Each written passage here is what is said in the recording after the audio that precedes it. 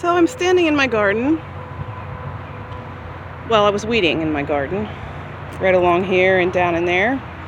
And I have some chopping to do of some trees and deadheading on roses and clearing of paths that have been taken over by all manner of flowers and such. And I was thinking about this garden and how I have plans to change it, even though it's a relatively new garden. And that's kind of what I wanted to talk about. As your garden changes, as things grow and mature, you can change them or dig them out and change it. And that's kind of the fun of gardening. It doesn't ever have to stay the same. And if you get a new idea of something you want to do, you just do it. This hazel is getting huge, and I think I'm gonna trim it, and I might limb it up a little to make it more tree-like. I don't know, because it does have a habit of wanting to be a bush, so it sends up lots of suckers. But anyway, that's one of the things I need to do so that that pathway is a little clearer. My clematis is amazing. Nothing to do with the video, but I just, couldn't help myself to show you that. And then I have this area here. I need to cut back these seed heads of the Love in a Mist. Maybe I'll make a bouquet with them.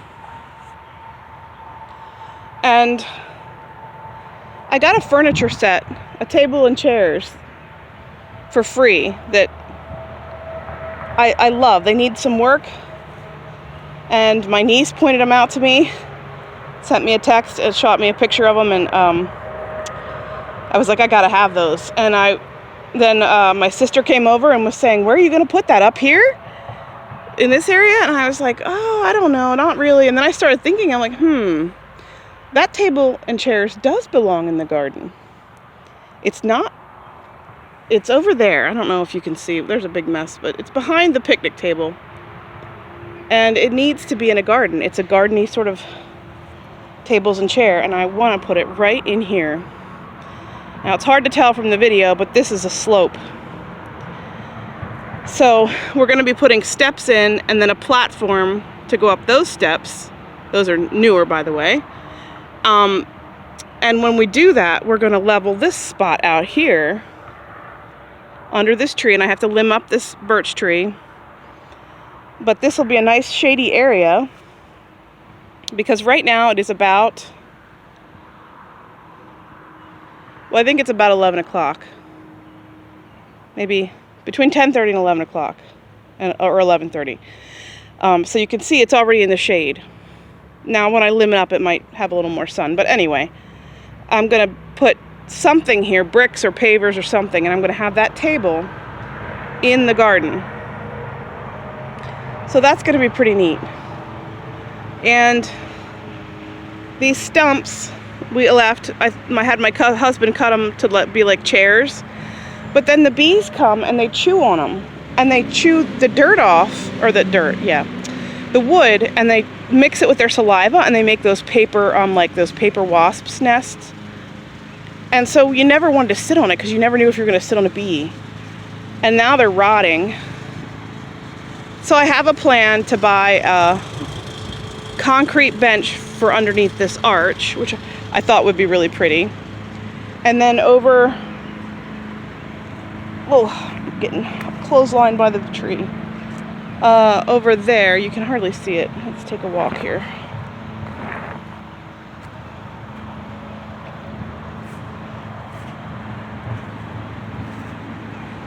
Behind all this lovely, lovely larkspur. Isn't it beautiful? Behind all of that is the other stump. And that one I might put a bird bath under. Or where it's at, I'm sorry, I don't know what I'm saying. But I want places that I want my gardens to feel like accessible. And I think what happens in my gardens, because I have a messy personality, is things like this. These things fall over the pathway, and then nobody wants to walk through it. And I'm terrible about fixing that, so I need to fix that. And up in here, this pathway,